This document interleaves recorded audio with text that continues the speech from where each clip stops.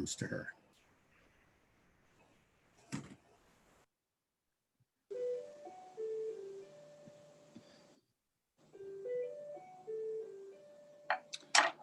All right, let's begin. Good morning, everyone. I am Don Williamson, the 2020 Chairman of the Board of the Corona Chamber of Commerce. I'd like to welcome and thank you for being on the call today. It is another beautiful day in Corona, and for those of you that are watching this from outside of Corona, this is, again, what they call a Chamber of Commerce Day. We have a lot on today's call. Once again, I tell you that every week, and every week we do. And to start off today, I'm going to ask our chair-elect, Kim Mabon of Creative by Design, to tell us about today's sponsor. Kim. Thank you, Don, and good morning, everybody.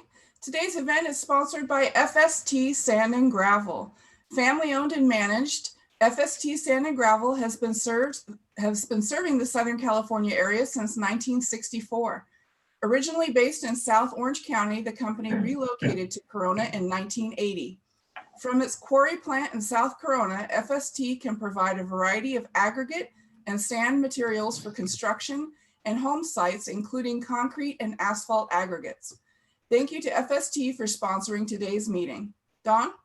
Thanks, Kim. As a reminder, every week on this call, please use the chat box for any questions.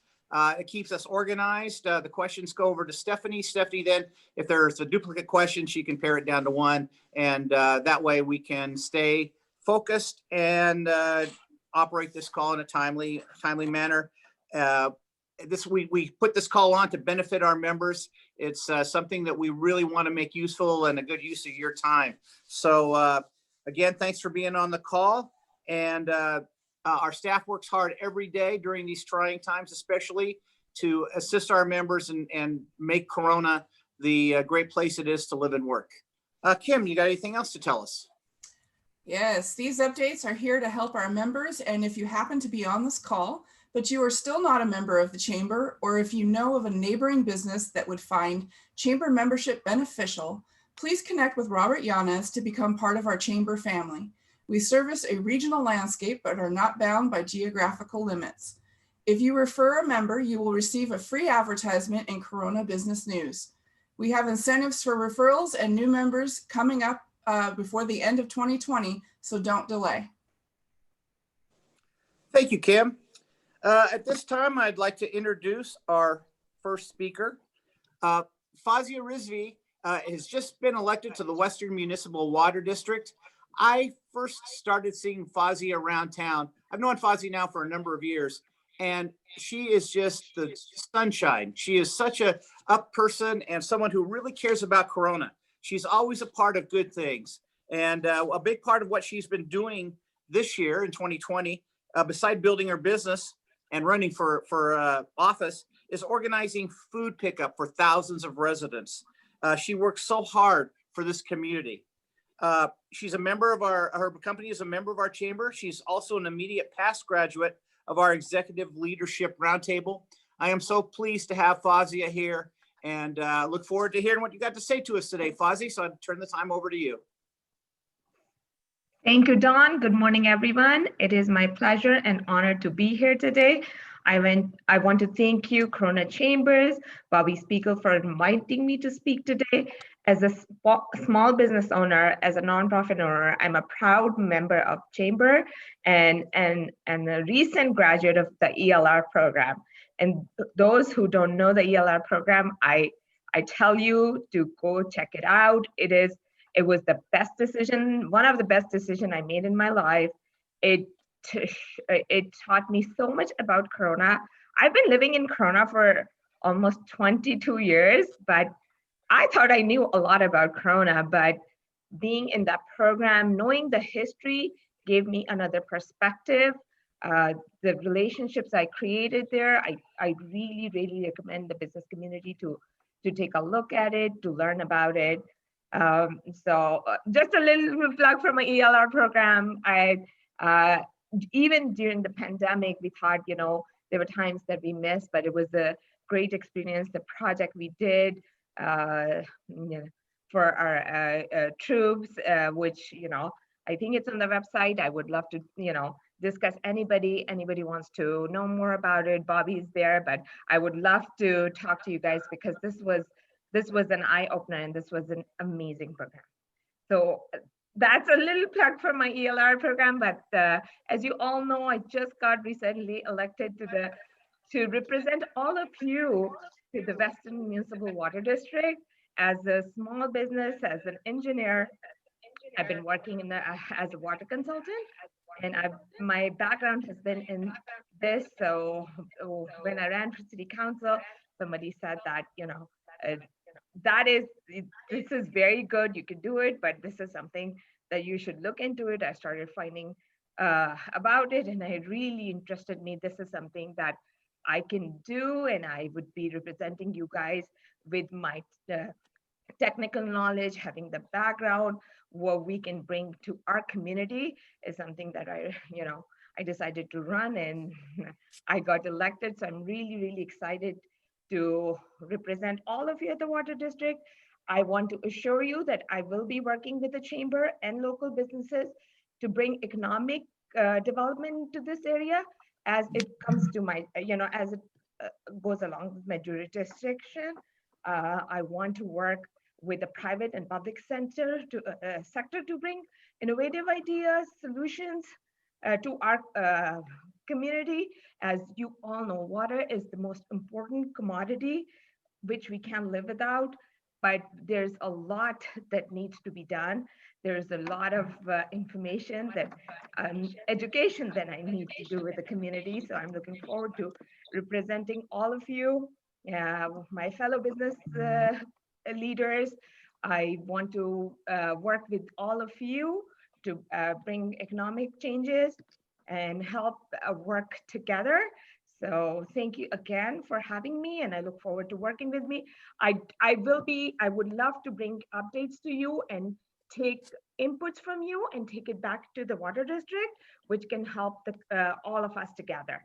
So feel free to reach out. I'm as Bobby knows, as Dawn knows, I'm a person in the community. So I would love to sit with you to listen to your concern as businesses and see what I can be helpful for. And I would love to work with you guys. Thank you so much.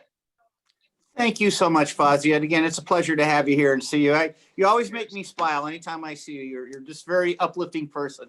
Do we have any questions for Fauzia? Stephanie? Hi, Fauzia. How does the water get to Corona? Okay, so we are getting our water different ways. So Western is a reseller of water to Corona DWP. So Western is selling water to Corona. Then Corona has their underground waters, aquifers that they're working from there as well. Hey, we have another question. My water rates are too high. What will you do to reduce the water costs for hardworking families? You know what? This is something that I living in Corona, I feel as well. I have ideas. We have solutions. We have technologies, even for cleaning groundwater. So Corona has been doing a great job with our water, but there's always technologies. There are always ideas to implement to see what we are. We became a part of the Temescal Valley underground water study. So we are working with our regional partners and as well as Western to see how can we work not to raise our water rates. And that is something that I really care about it. I want to be the representative of the ratepayers. So once I get in, I will see the situation, assess the solutions, and then we'll come back and have an update for you guys as ratepayers of what can be done. I will be honest, if there's little room to improve for improvement, we'll go there, what we can do. So I will be honest and transparent to you guys, but yes, I will be a representative of the ratepayers and I will work to find solutions for you guys. We have another question. What plans are there to tackle climate change and the water shortage? So climate change is a big issue. As we know, just because of climate change, we have even the rainfalls are short and hard. We really need to look into capturing our rainwater. We need to realize what basins we have. We need to go and do some advocacy and lobbying for having these basins in our area. We really think that there's a lot that needs to be done, and starting with awareness, education, and then doing work to make these changes. I really believe that we need to start working from awareness and what's going on, and then moving forward to educate our community, work together with them. So that's all the questions I have right now. I have a question for you. I did send it in, but I didn't make it, I guess. What type of decisions comes before the board, Fauzia? What you guys? I'm personally not very clear on what the board does. Like what's on the agenda? So the board of directors are making decisions to making sure the regulation Western is up by regulations, are up all set on the regulations, set the rates for water. And then the thing is, we are I'm the representative of City of Corona, Temescal Valley, Home Gardens, and I want to make sure that my community is represented at the water district. The decisions that are made. We have a budget for almost 40 million. So we want to make sure that we are getting, as the City of Corona, as our representative, we are getting monies allocated to help our community. So these are the basically budgetary items is the main thing that we vote on, rate changes that we vote on, and then and basically we are in charge, the board of directors are in charge of the general manager, how it works at City of Corona, that the city council members is looking after the general manager and he has the employees. That's how the structure at Corona is. Well, thank you very much. Again, I look forward to hearing from you as you take on your new position as an elected official. And thank you so much for being here this morning and updating us on where you're headed. Good to see you, Fauzia. Thank you very much. Don. Thank you for having me. At this time, I'd like to once again turn it over to Kim for some announcements. Thank you, Don.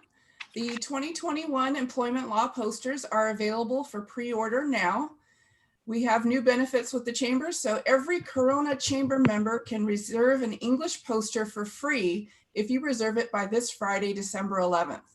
Visit mychamber.org and click on the store to get yours today. Additional posters in English and Spanish are also available. You can be fined upwards of $17,000 for not displaying it properly, so make sure you secure yours right away. Something that you may be new to your company this year is remote workers, and you must supply a physical poster to every single remote worker. So make sure you reserve yours now. Don? Thank you, Kim. Important to get those posters. This Monday, December 14th, is the last Coffee with an Entrepreneur that we're going to have for 2020. Our speaker is going to be Chantel Blash. Chantel is with Meridian Pacific Insurance Services. She's a Medicare broker, and she's got really a great life experiences that she brings to the table that she's going to tell us about. I spent some time talking to Chantel, and I know you're going to enjoy hearing from her. So you can RSVP on the screen right now. And let me just say one thing. What I like to do, and I have to sign up for things we do here at the chamber as well. I sit down at the first of the month, go through the events calendar on our website, and just get it all done in one sitting. So you don't have to keep visiting back and forth. So please sign up for this Monday, December 14th, and be on hand for our last Coffee with an Entrepreneur for 2020. Kim. Thank you, Don. Save the date for our installation and awards gala coming up on February 25th. We want to thank Don Williamson for his leadership in 2020, install our new board of directors, and present awards to some incredible businesses and individuals. I will also be sharing my vision as your incoming chair for 2021. More details will be shared soon. I hope you will be able to participate with us and share in this joyous occasion. Don? Thanks, Kim. I'm looking forward to putting 2020 to rest and out of our misery, and looking forward to 2021. As everyone knows, recently the COVID cases are increasing again, and our healthcare workers are back facing challenges and fatigue. It's taxing on them, and the Corona Chamber Foundation, in partnership with the Frontline Appreciation Group of Corona, will be collecting funds to provide meals of gratitude for these workers. It's a win-win for everyone. The community gets a chance to show their appreciation. The healthcare community receives support, and we're able to patronize local restaurants, which are also hurting right now. To take part in our future meals, we're accepting donations at Give Big Corona. FLAG is a wonderful program, and the workers are just so grateful for the meal, and that they realize how much we appreciate them, and they are so necessary for our community's health and well-being. So if you can, please donate at Give Big Corona, as it's on your screen there. Next, I'd like to welcome our Corona City Council member-elect for District 2, Tony Daddario. Tony first became familiar to Coronans when he was the general manager of the Ganal Lumber. It was there that he became politically active when decisions being made by the council impacted his business, and he began attending council meetings and immersing himself in local politics. We look forward to establishing a great relationship with Tony and with the city council. You know, personal opinion, Tony is something of a local hero, because I'll tell you what, this was the first time we have had a district election, and Tony was the only person in District 2 to step up and put his name in the hat and run for city council. And you know what, if that hadn't happened, we would have been facing some trouble. So Tony, I want to, on behalf of the community, thank you for stepping up to take on the task of being a member of the Corona City Council, and I'm going to turn the time over to you. Good morning. Thank you, Don. You know, just to actually be technically correct, there was another, a lady that decided to run as well. She ran as a write-in candidate. So I wasn't by myself, but I was actually planning to have, to figure out how to navigate a full field of candidates, and running unopposed on the ballot was not something that I had planned for, to be perfectly honest. But nonetheless, I'll take the win where I can get them. Thank you very much for having me. We're going to have to work on making sure that I don't follow Fauzia often. When we have a local Wonder Woman that is speaking, and then you go to the Stay Puft Marshmallow Man. So that's it's quite a downgrade. But we are fortunate and blessed to have Fauzia in our community. I think she's taken on her 42nd job. She seems to be doing it all. Yeah, you know, so city council to me was never part of the plan, not in the long term, the short term, but there was definitely a need, and seeing the way that a long time business was treated by the city did not sit well with me. Ganal Lumber has, you know, been a family and employee owned company for well over 140 years. And they've served our community faithfully and dutifully for 50 plus years. So it was important that I understand what was going on in the policies and the procedures and how things work. I feel pretty confident in speaking for Ganal and saying that we were never against expansion, but we just wanted smart development. And so here we are today. So thank you very much again for the warm introduction. You know, I've been attending meetings and trying to educate myself on this process for about 4 years. And while no sense of the imagination do I think I have it all figured out, there's still a lot to learn. I've been doing my level best to try to understand it from an outsider's perspective, and really starting in late January, early February, prior to any COVID lockdowns. I spent the majority of 3 or 4 months speaking with local businesses in District 2 to try and understand what it is that they, the struggles that they have in dealing with the city and how the city could really serve them better. That I really felt that was an important aspect, and really something that was missing from the council was somebody that really had an ear for business and was advocating for our businesses. They are you are really a major backbone in our community. You know, the tax dollars that you guys are contributing, the services, the goods, the employment that you guys are contributing, really, I don't want to say it goes, unheard, but most businesses in the city of Corona, unless they have a local owner, they don't have a vote. And that really resonated with me. And so I wanted to make sure that while they don't have a vote, they have a voice. And so being an advocate for our local businesses is really something that's very important to me. And if any of you guys had an opportunity to look at my website that I created, that was one of my top priorities is advocating for our businesses and economic development. And I think that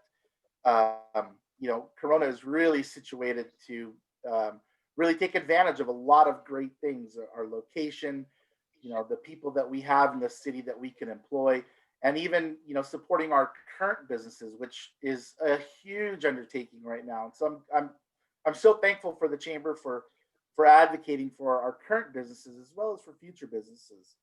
One of the things, I spent all day on Monday going through my orientation and listening to the different departments and really kind of formulating ideas and questions that I have on how processes are handled. And I really want to make sure that business is friendly. And I'll give you an example. One of the challenges that I heard from some of our local businesses was the permitting process seemed to be very convoluted and confusing. And the city has a program where you can track your permit all the way through the process. And not a lot of people know that. In the construction industry, let's just say a contractor may be the one that's pulling the permit, but the business owner doesn't know the status, and they're reliant on the contractor to let them know what the status is. Recently, I was contacted by a business that's opening up off-road warehouse in my district, which I'm super excited about. They had some questions about their permit. And so I walked them through that process of online, checking their permit to see where it is. Now, having 20 plus years of construction experience, I can tell you sometimes that the contractor may bend the truth a little or be liberal with the truth. And it's an easy out to point to, oh, well, the permit process is just holding this up. Well, now as a business owner, they can go and check on that actual permit and the status of the permit for themselves. Now, one of the things that I hope to bring to the city is a way to illuminate that process so that the business owner or even a homeowner or anybody in general can go and check where their permit is and hold the people that they're employing accountable to that. We have a great digital team, and I hope in the next couple of months that we can provide some digital content that will support that program and little things like that, just that we can really be more transparent and really be more business friendly. And so those are things that I'm really excited about. The other thing that I wanted to give a quick shout out to is we have an amazing homeless resource department. Our strategic plan is very robust and it is working. And a big component of that success is the partnership with local businesses supporting our outreach efforts. Homeless affects us all. And as business owners, I can imagine, especially in District 2, one of the things that I heard is the effects that it's had on their physical businesses. Sometimes it's been encampments, sometimes it's been graffiti or whatnot. And the business community has really stepped up to help and provide. And we are making strides. I could definitely say that. And we've had a recent cleanup of encampments, and we've got a very robust plan that is taking place. And the benefit to our local businesses is that it's going to get some of these homeless challenges that they've had, homeless related challenges, cleaned up and fixed. And so I wanted to just take a quick moment to plug that program and to really impassionately ask, this is not a time to let off the gas. It's really time to hammer down and really help.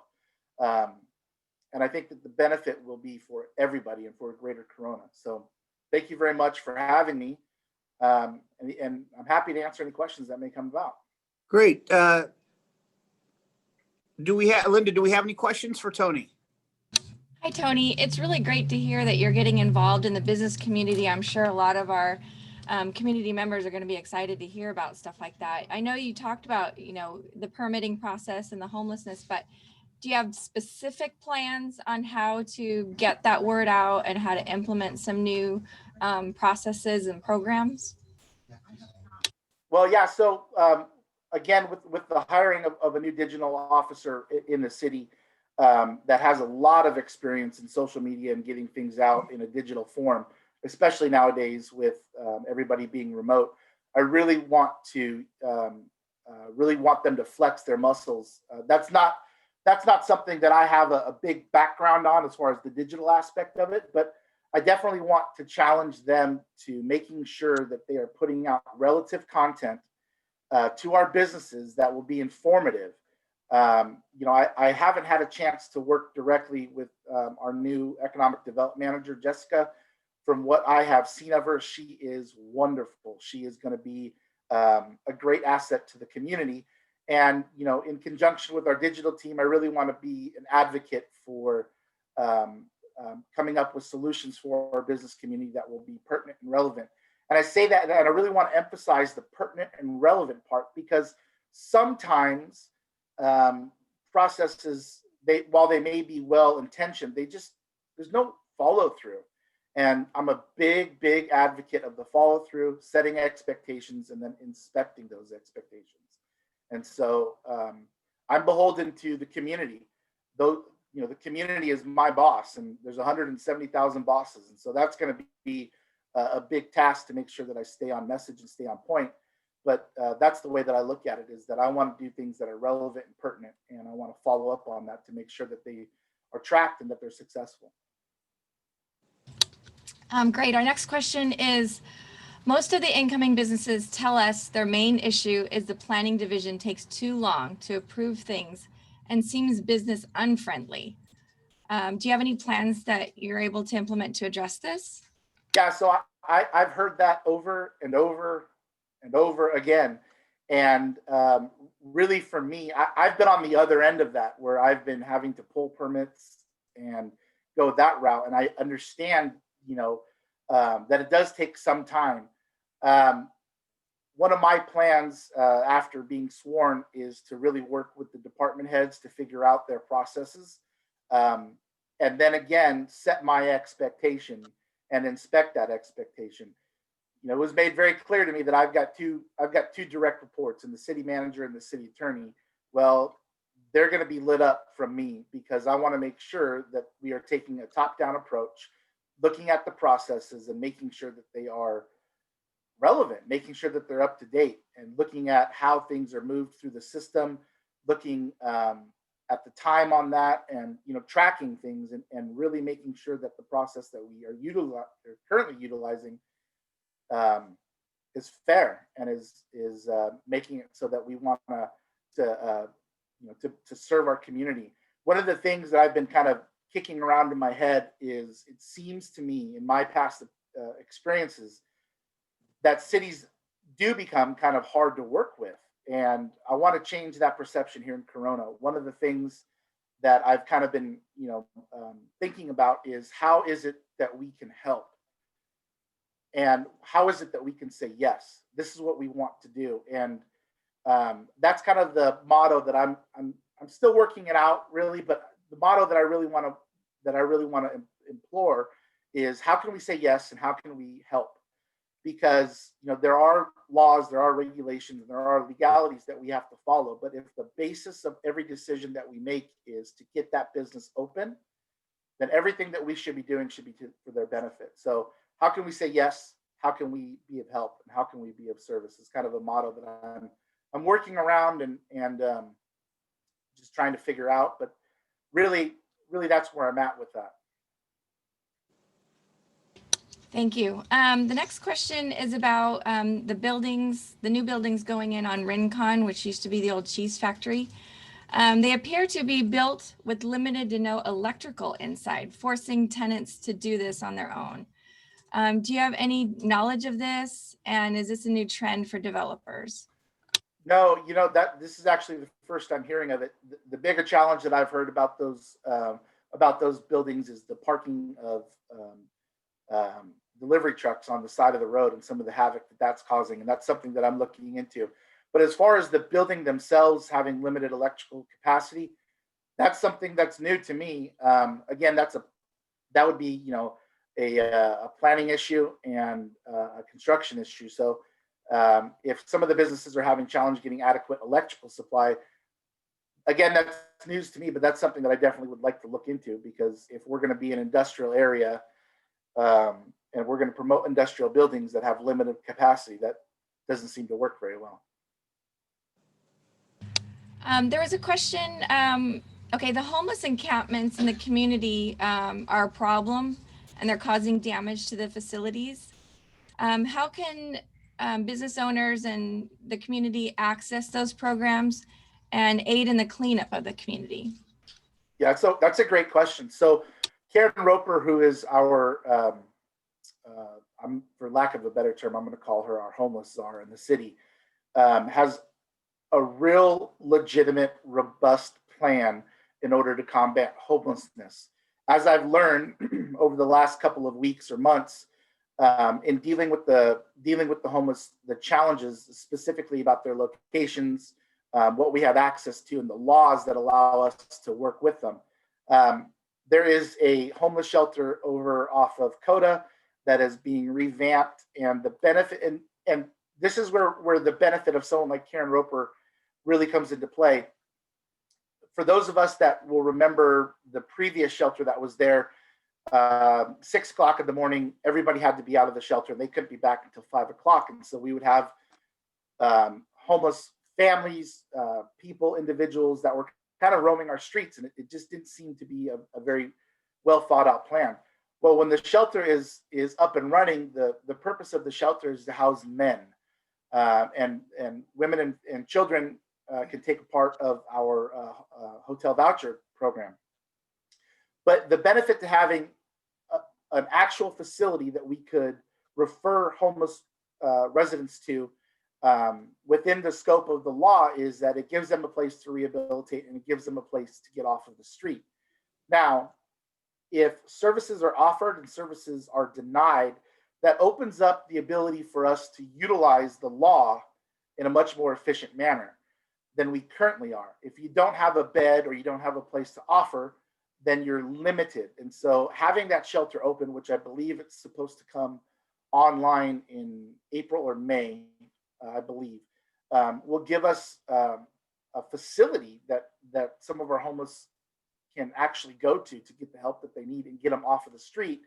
And they're allowed to stay there during the day. It's not a place that they have to vacate during the day and then they come back at night. It's a place for them to basically live. And then we have transitional housing set up in different community or in different apartments throughout the city. So by getting a lot of these folks off of the streets and getting them the help that they need, and keeping them off of the streets is the number one goal.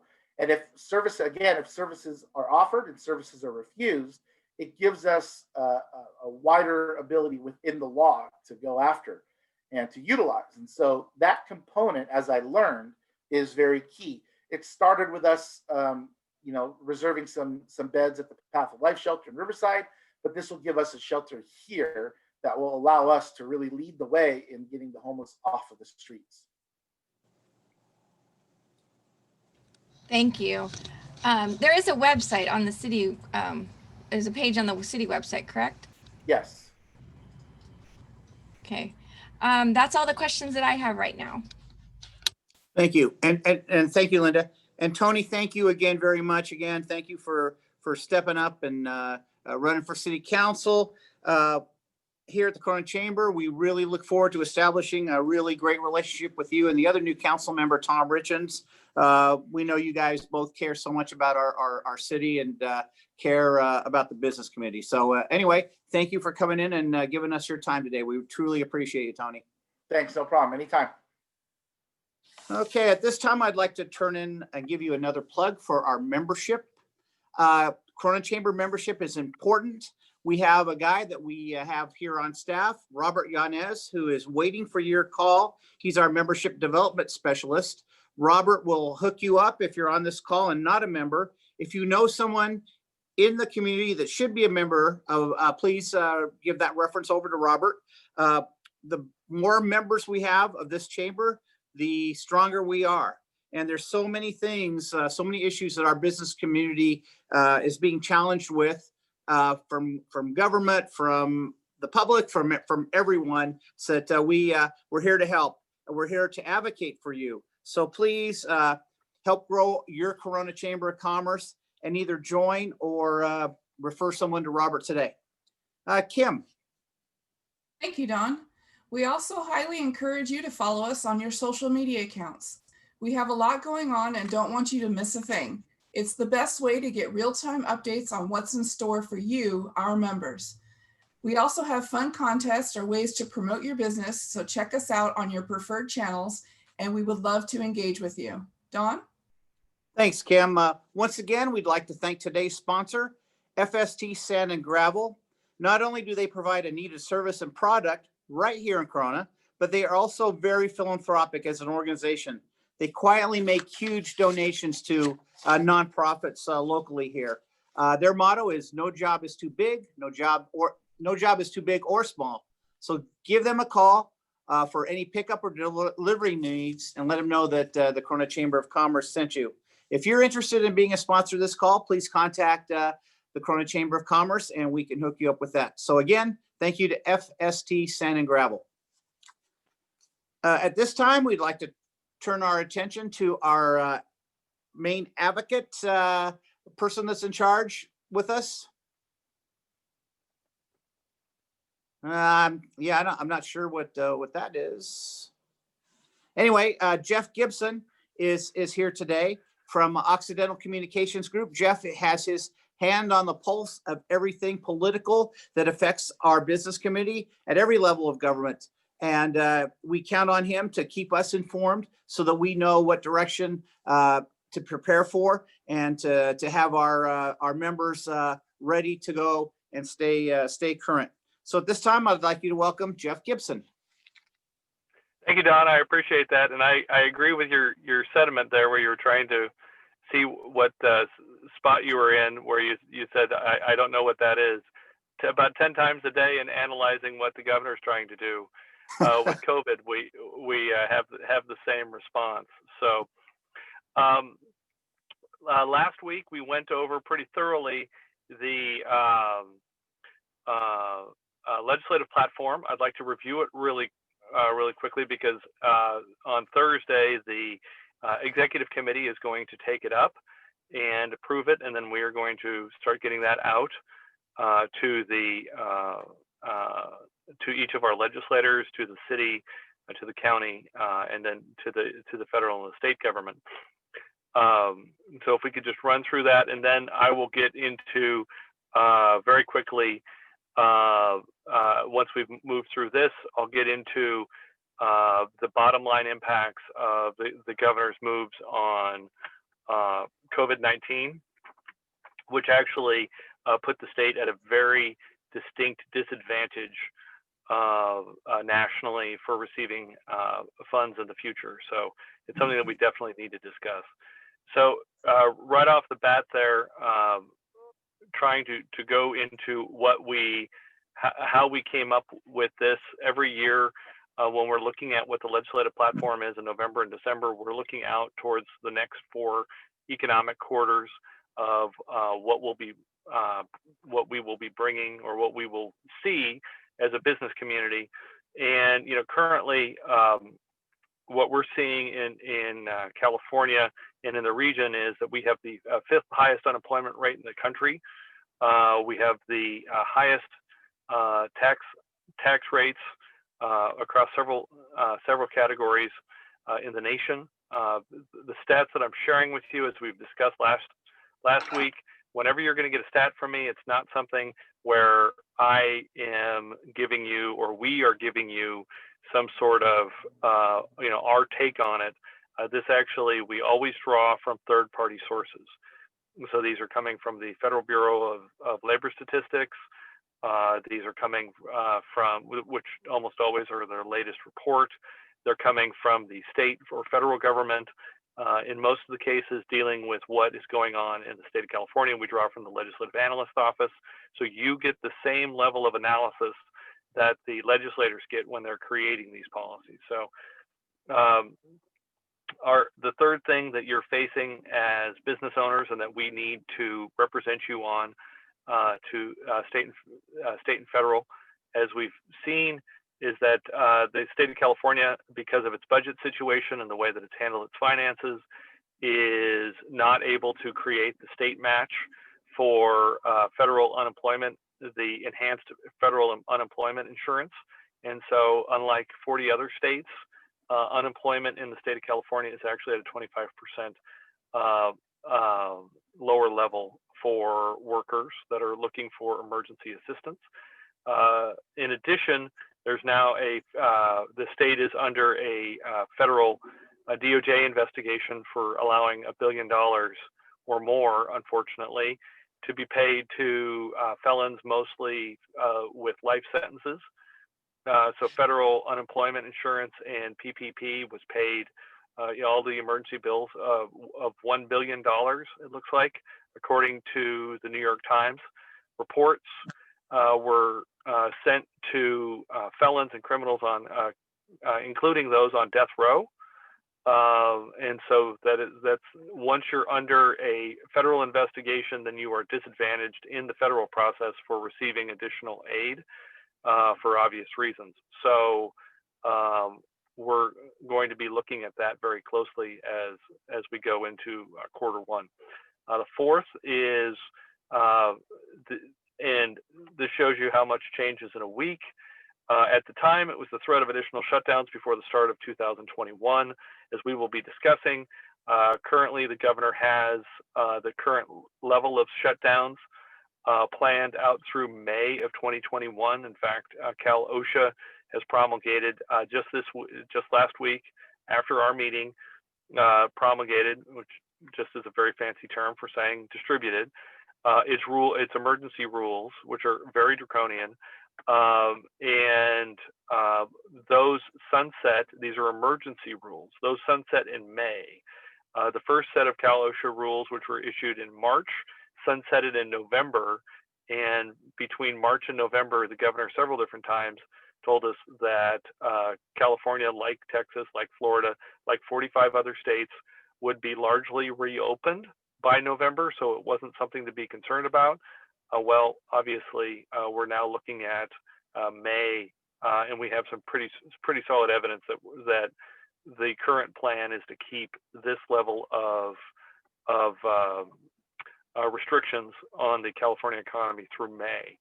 Up to 50% of restaurants and wage employers are facing bankruptcy in just 1 week. To show you how things change, the legislature was told that 70 to 90% of private businesses in California that employ less than 500 people are considering bankruptcy or leaving the state by the end of next year.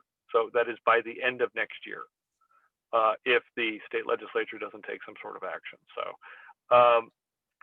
the number 6 is the loss of almost all use of independent contracting services, which we've discussed at length and are going to continue to work to roll back.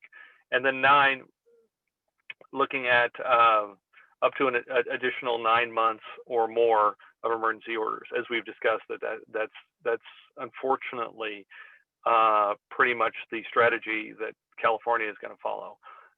We fully and completely accept, and if we can go to the next slide. So before we get too far here, everyone on this call accepts that COVID is an actual disease, that it does require emergency responses, and that there can be discussion over what those emergency responses are required. 45 other states have pursued a different strategy than California. I would caution everybody at home listening that that means that there are 90 votes in the U.S. Senate. So when the governor says that he's going to be lobbying the federal government for assistance, for direct assistance, which has never been provided before to a state, and in fact is the reason we have a constitution as opposed to Articles of Confederation,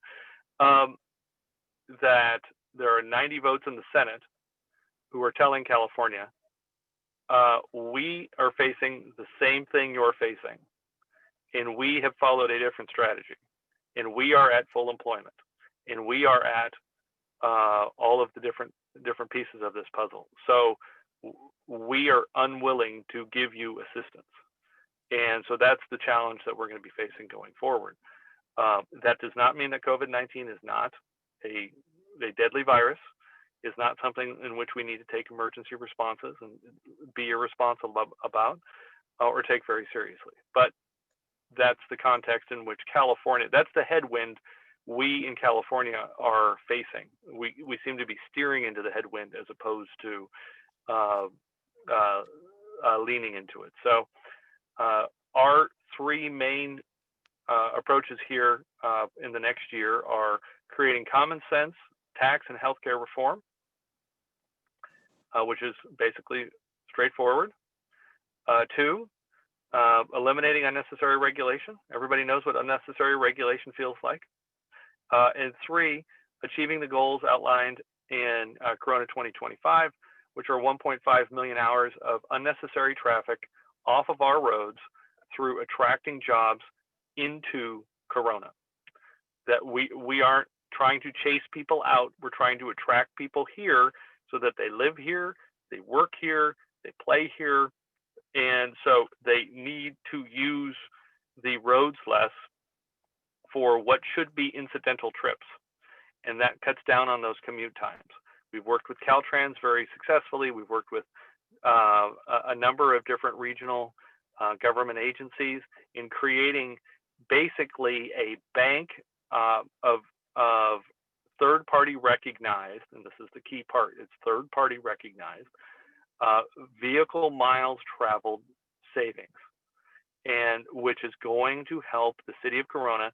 This year, they're going to have to file a housing, in the year ahead, they're going to have to file a housing element in which they are going to have to point forward. In fact, we can go to the next slide. So we're going to have to point forward as a community how we are going to potentially absorb up to 25 to 30,000 new housing units. And within that same code that's requiring the city to accept those new units, each of those new units has to also show how it is going to eliminate vehicle miles traveled. And that is the triple pirouette required of cities by state code of you must add housing, we aren't going to give you transportation dollars, and you must add housing without it causing new traffic. And those aren't like common sense requirements, because you would say to yourself, wait, if you put a housing unit on a vacant lot, it wasn't producing any traffic before, now it's producing traffic. Well, now if you're putting housing on a vacant lot, you have to show that you are producing less traffic than if it were a vacant lot. And that's the difficulty that the city of Corona is facing. And if it answers that question appropriately, then we continue to maintain our authority as a local planning agency. I think everybody here agrees that yes, we can be frustrated from time to time that Corona might not be as business friendly as we would like, but it is much better to be able to drive over to City Hall, or in the spirit of saving vehicle miles traveled, walk over to City Hall or Zoom City Hall and have your case heard, as opposed to trying to get that done in Sacramento. So that's our focus. So that's the reason for that goal. So we do that in three ways. We monitor proposals at all levels of government. We sit down on a regular basis with leaders, elected leaders, appointed leaders. Third, we report out monthly to the chamber board and what we're doing here, and what we are continuing to do here. So we've already largely discussed the governor's plan of building 1.8 million new housing units by 2028. At no point in California history have we built that many houses or that many units that quickly. So think about the various different development eras that even Corona has gone through. And at no point has the state of California achieved that. Part of our requirement is 6,078 affordable units. You can only really build affordable units in mass if they are privately funded. To privately fund them, you're looking at having to build 6 to 7 private market rate units for every one affordable unit that you build. So that's a multiplier of 6 to 7 on top of affordable. That's where we get a 36,468 unit estimate on what the housing element will have to include by the end of 2021, so that it is approved by the state of California, so that we can continue to maintain our planning authority. That doesn't mean that Tony wants that, or anyone on the city. This is an imposed requirement. This is a state mandate, and as found by the Legislative Analyst's Office. But we need to work with, as best we can. We, as an organization, are going to work with the city to make sure that the public understands that even though this is not their choice, we are trying to be responsible about it. One of the ways that we're responsible about it is to go to the state of California and continually require, ask, demand, negotiate, do everything that we possibly can do. And this is why we have Corona 2025, to get more transportation dollars. Because if they want us to add 25% more housing, we need 75% more transportation dollars, because there's obviously a backlog in building new roads, bridges, and transportation infrastructure. And that's just a fact of the matter. We don't even need to discuss it here. So we all get that. And so that's why we're going to go forward with each of those pieces. Next slide, please. So we've already discussed a number of these areas. Specifically, we have not discussed energy yet this morning. Obviously, with brownouts, blackouts, every morning that there has been wind, I don't know how it is in Corona specifically at your home, but every day AT&T is nice enough to let me know that, hey, the wind is blowing. You should charge your phone early, because the state at any point can shut your power off. Leah Peterson last week shared that she was planning down in Irvine on potentially having her car be both a mobile source of, basically be a gas generator for electricity. And but we need in this state, absolutely, positively, without a doubt, in this state, to address, we need more energy. The governor is requiring that no gas. In fact, of the 100 or so bills that have already been introduced, there are at least 6 that are requiring that all new buildings in the state of California only have electricity for heating, for cooking, for appliances.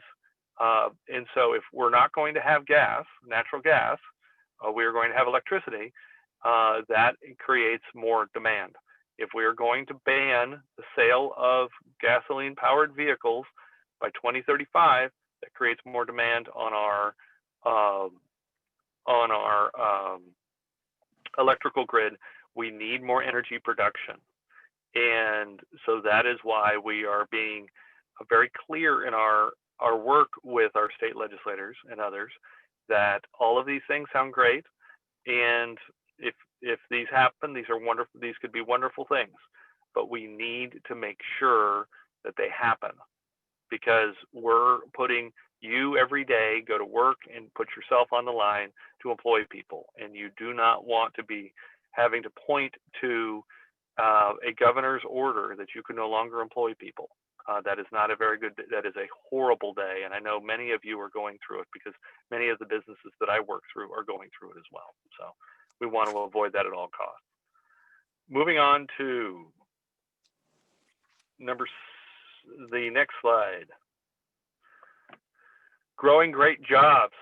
So obviously business attraction and retention is absolutely key. That starts with one of the great drivers of our local economy that has very little demand of us is the Corona NABC base. It brings hundreds of millions of dollars in economic impact, positive economic impact, with almost no downside at all. Does not generate a lot of traffic for the size facility that it is.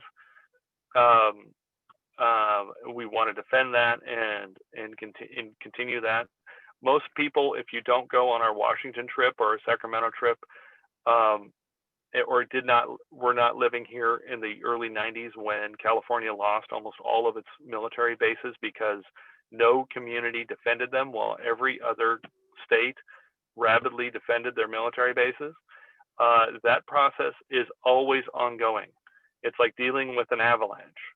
And anyone who has ever dealt with an avalanche will tell you, if there's snow on a hillside, you have an avalanche, or you have an active landslide if you own a hill.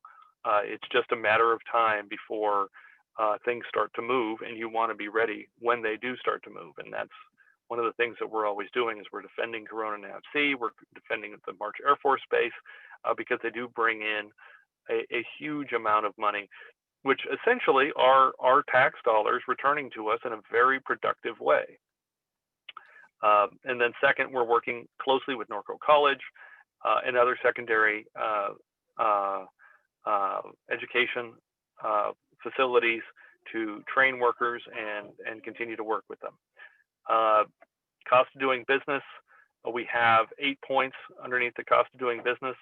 All of them can be summed up by common sense that most of us face regularly in dealing with the state, dealing with the federal government, and dealing with local agencies. We face double or triple jeopardy in terms of if you follow Cal OSHA, there are times that takes you out of other agencies' demands on your business. We're trying to eliminate all of those so that there is one rule to follow, one schedule to follow, so that you can set the standards of how your business will operate and understand how you can make it a sustainable operation. Education and outreach, this is what this call is about. This is what 100% of what we are working to achieve. And then with workforce issues, again, we have 3 points there that are very straightforward and can be summed up with, we are working tirelessly with Norco College and others to produce a workforce that is interested in staying in the community, interested in building up this community, and has the training and know-how to do so. So, next slide, please. So, in the next slide, one more, our results. So, last year, obviously, this last year, for each year for over a decade, we have averaged over $10,000 in savings to you. And what that encompasses are bills that moved substantially through the process. So not just bills that were introduced so someone on the left or someone on the right could get a bit of PR, but bills that made it through committee, bills that made it onto the floor of their respective houses, bills that passed over to the other house, bills that needed to be advocated for or against. We worked on their passage and generally, unfortunately, worked on their defeat. That average of about $12,500 a year over the last 10 years shot up last year in large part because of the emergencies, but shot up to $71,750 saved per employee. That's not per business. That's per employee of what you would have been facing.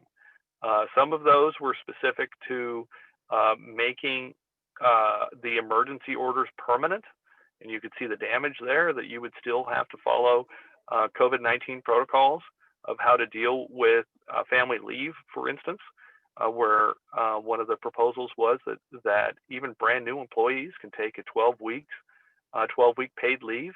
And so that was a difficult bill that we had to work with, but it's $71,750. And so anyway, happy to have you read that at your leisure. Let's get back to the COVID issue. So all of the emergency orders that the governor has issued in the last week are open-ended in nature, but the regulations that he has put into place, or the statistics that have been cited to put these orders into place, are not. They're very specific. We've included here the chart that was generated from the CDC. This chart went out from the California Department of Education to every school principal. So this is how your schools are being planned, for instance. This is a public chart. I'm not giving you anything that you cannot find. It's not something that we generated. But when the governor says the two things that are managing in his mind, and he has his approach has changed. He would tell you it's changed repeatedly. But if you are planning on having the December 26th come or December 27th come and have the governor's or emergency orders removed and have us go on a trajectory like 45 other states, then you are not taking the governor at his word. ICU levels, ICUs, just so that everyone understands, are built for 85 to 90% capacity, period. In this country, we do not build, and especially in this state, where each hospital bed is highly, highly regulated for a number of reasons, and we're not disputing any of those reasons, I'm just describing them to you. It is way too expensive to build. It's impossibly expensive to build an ICU that operates well at 50% capacity. So an ICU which is built that is operating at an 85 to 90% capacity is operating well within its own boundaries of what is required for it to operate efficiently. And so that's just background to this. But you're going to see a lot of this Southern California, which is a ungodly. It's the first time San Luis Obispo has ever been called Southern California. It's also the first time that Mono County has ever been called Southern California. But here we are, an 11-county region, and that 11-county region is obviously facing restrictions, which clearly, to your analyst, me, run well past March. And in fact, as you can see from the chart, run well past May 2021. Now, the governor at any point can change his mind and look at the evidence from the 45 other states which are approaching full employment, are approaching full economic activity, and say, I don't think it's fair that a competitor of someone who operates a business in Corona, in Florida, gets one full year of economic activity, and in an environment in which there is less spread of COVID-19, while someone in Corona faces more spread of Corona-19 or COVID-19 and less economic activity for a full year. And so we need to pursue a different policy strategy on how to deal with this challenge. Presuming that is not going to be the case, as you can see from this chart, that when the governor speaks of herd immunity or 75% acceptance of vaccinations, that the CDC is pegging that in November or December of next year, 11 to 12 months from today. Now, the disadvantage that California is already at, straight out of the gate on this piece alone, is that other major states have joined in a national coalition, which California is not a part of, to pre-position vaccine. Independent of what you think about vaccines or whether you think it's going to work or not, other states have already paid for Pfizer, for Moderna, for testing, for vaccination sites. Texas has 7,200 of them and has hundreds of thousands of doses in every single metropolitan area over 1 million, serving over 1 million people. So in Dallas, for instance, there's 1.5 million residents, and there's 500,000 vaccination doses that are pre-positioned. There is no such thing going on in California. And so you can see that we are at a disadvantage, unfortunately. We are going to be working hard, independent of any of those policies, to make sure that the state start to compete for those, for whatever the governor is requiring be done. So independent of whether the governor's policy is correct or not, we are going to be working extremely hard to make sure that the governor and his staff are working extremely hard to get this problem solved. They're laying out for us, here are the things that need to happen, and we are here to hold them accountable for that. That is the least that we can do for you, because we understand the challenge that you're going through every single day. A couple of our adjoining areas have taken a different approach from Riverside County. But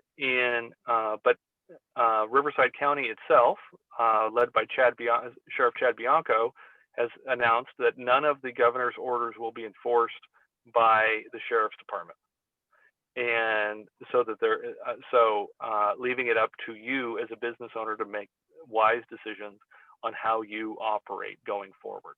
In Orange County, their sheriff Don Barnes, and in LA County, their sheriff Alex Villanueva have also announced that they will not be enforcing the governor's orders. Further, in Orange County, the County Board of Supervisors has announced that peaceful protests are covered by the First Amendment and can happen inside a business or outside on a business's previously permitted patio. And so what you have they're called dining protests, where restaurants are open for business and working.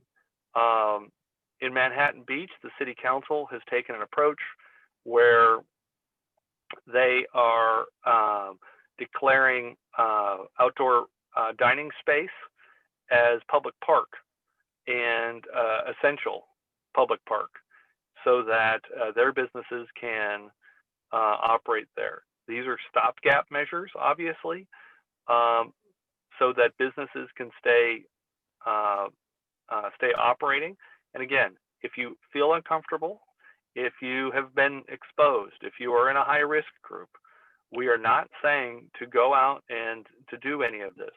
Just as you would have in 2018, if you had a health issue that required you to stay home, and you would have stayed home, but you wouldn't have asked your neighbor to stop living their life.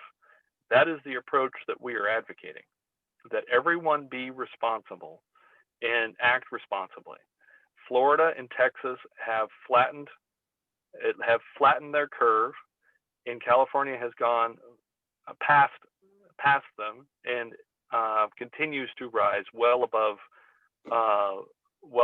the rate of infection for either of those two states. And that's not just the only two states. As I said, 45 states are approaching full employment and may be at full employment by the end of the year.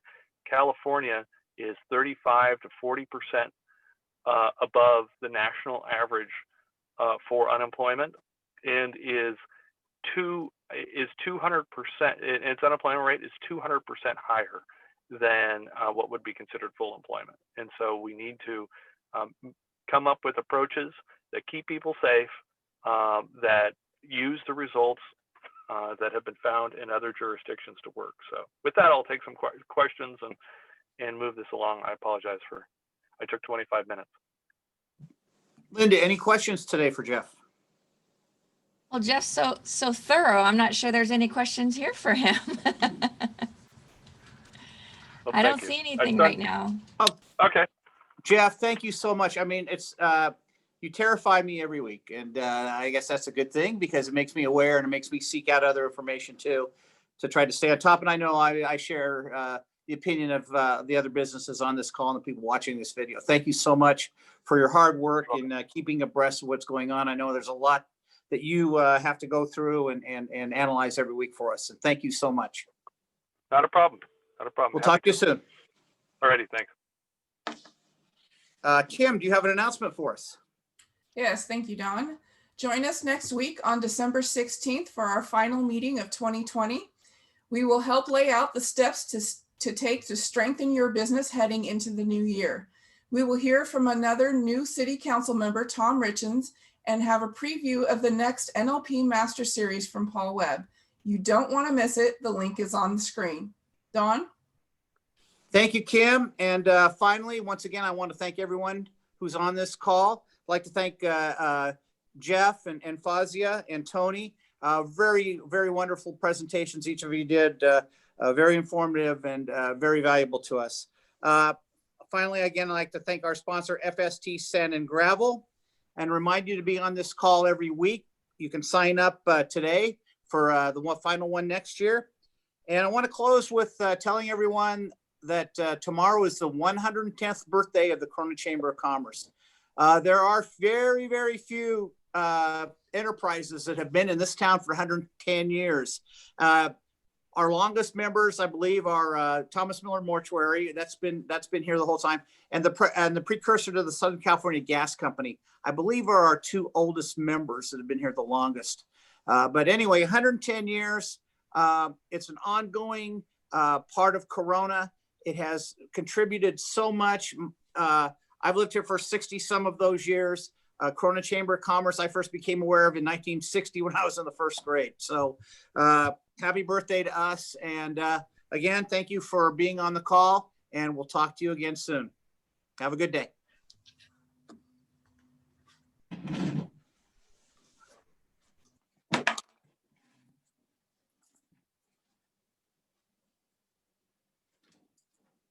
God, he fires me up. Jeff Gibson is like, I don't know.